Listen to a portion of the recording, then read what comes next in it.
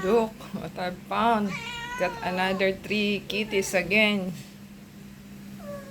Ano pong gagawin ninyo pag nakita niyo itong ka pala lagi ka nandiyan sa doormat, andiyan ka na naman, anak ka ng anak. Tatlo po ang kitties niya. Ayan o.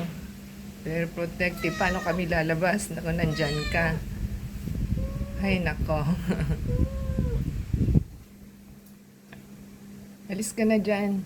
Paano ko dadaan? Go, go, go, go. Go. Go get your kitties. Ayaw talaga. Ayun o, tatlo yung kanyang anak. Ayun. Tatlo lang siya. So, yan po ang ating problem today.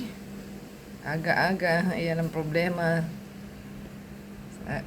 Give us a thumbs up po, comment down below sa ating na nakitang delivery ng kanyang kitties. So, paki-support po sa ating video, play the ads, and add us sa Facebook, Twitter, TikTok, and Instagram. Until next time po.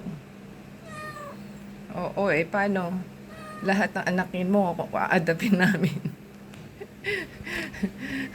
Alis na dyan, paano kami dadaan?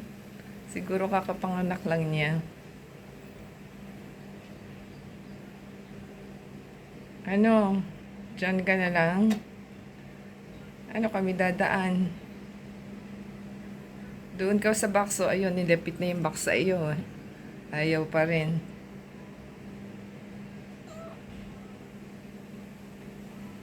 Kakapanganak pa lang siguro niya. Kasi kahapon wala pa yan dyan. Yan po ang ating video for today. Sa likod po tayo at mukhang gusto lahat adapin. Till next time po. God bless.